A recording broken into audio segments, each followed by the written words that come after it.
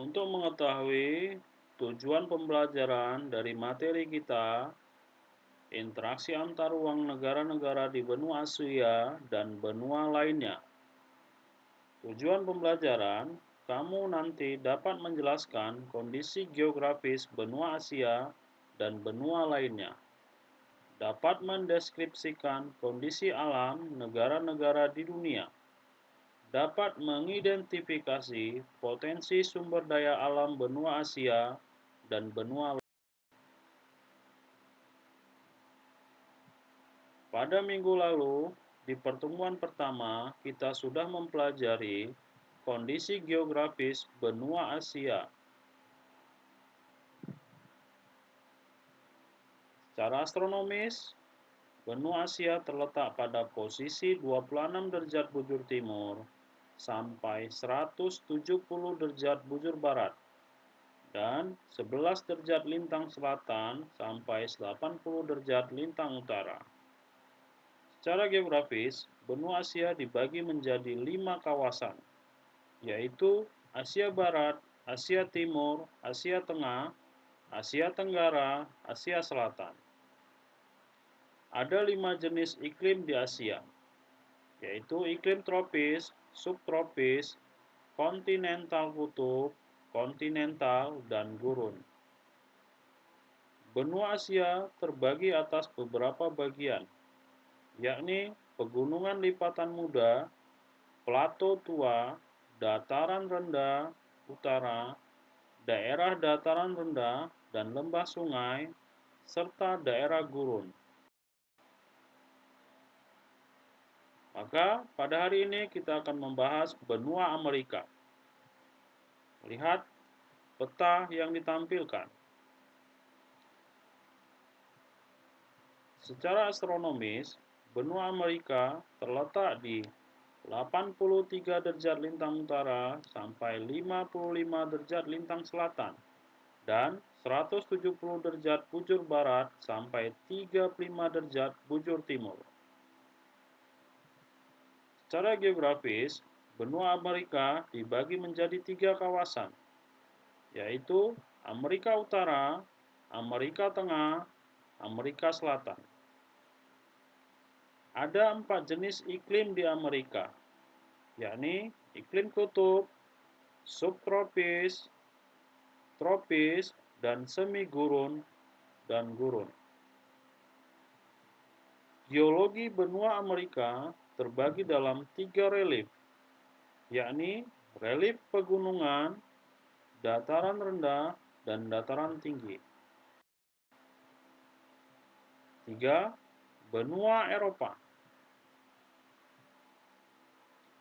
Secara astronomis, benua Eropa terletak di 35 derajat lintang utara sampai 75 derajat lintang utara dan 25 derajat bujur barat sampai 35 derajat bujur timur. Secara geografis, benua Eropa dibagi menjadi 4 kawasan, yaitu Eropa Utara, Eropa Barat, Eropa Timur, Eropa Selatan. Secara geologi, benua Eropa terbagi atas 3 wilayah, yakni pegunungan tua, dataran rendah Rusia, dan pegunungan lipatan muda. Benua Eropa bervariasi mengenai iklim, antara lain iklim subtropis dan iklim kutub atau 4. Benua Afrika. Lihat peta yang ditampilkan. Secara astronomis, benua Afrika terletak di 37 derajat lintang utara sampai 34 derajat lintang selatan dan 17 derajat bujur barat sampai 51 derajat bujur timur. Secara geografis, benua Afrika dibagi menjadi 5 kawasan, yaitu Afrika Utara, Afrika Barat, Afrika Timur, Afrika Tengah, Afrika Selatan. Sebagian besar benua Afrika beriklim tropis, kecuali wilayah paling utara dan selatan yang dipengaruhi iklim subtropis. Benua Afrika terbagi atas pegunungan, plato, rift valley, basin, dan dataran pantai. 5. Benua Australia. Lihat petanya. Secara astronomis, benua Australia terletak di 10 derajat lintang selatan sampai 44 derajat lintang selatan dan 113 derajat bujur timur sampai 154 derajat bujur timur. Wilayah Australia dibagi menjadi 7 bagian, yaitu New South Wales, Victoria, Queensland, Australia Selatan, Tasmania, Australia Barat, dan Australia Utara. Benua Australia tidak memiliki banyak pegunungan yang tinggi dan merupakan salah satu benua yang paling datar. Iklim benua Australia, yaitu di pesisir pantai selatan, beriklim subtropis dan mengalami 4 musim.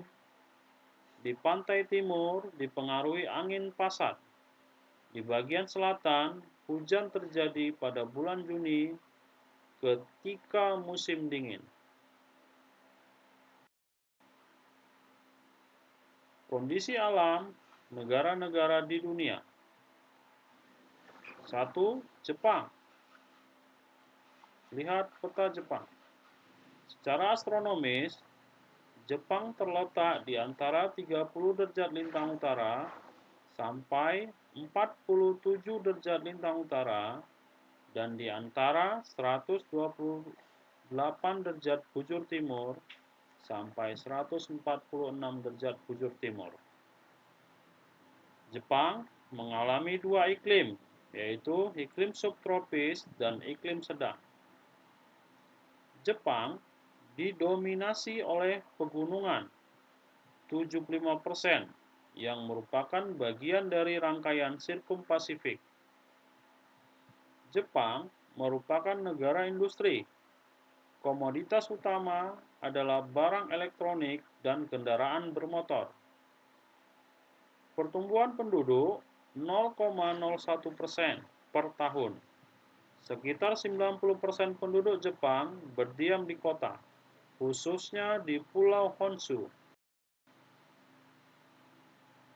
2. Tiongkok. Lihat peta Tiongkok. Secara astronomis, Tiongkok terletak di antara 18 derajat lintang utara sampai 54 derajat lintang utara dan di antara 73 derajat bujur timur sampai 135 derajat bujur timur. Di sebelah timur terdapat sungai-sungai besar. Di sebelah barat berjejer pegunungan. Di sebelah utara berbatasan dengan Mongolia.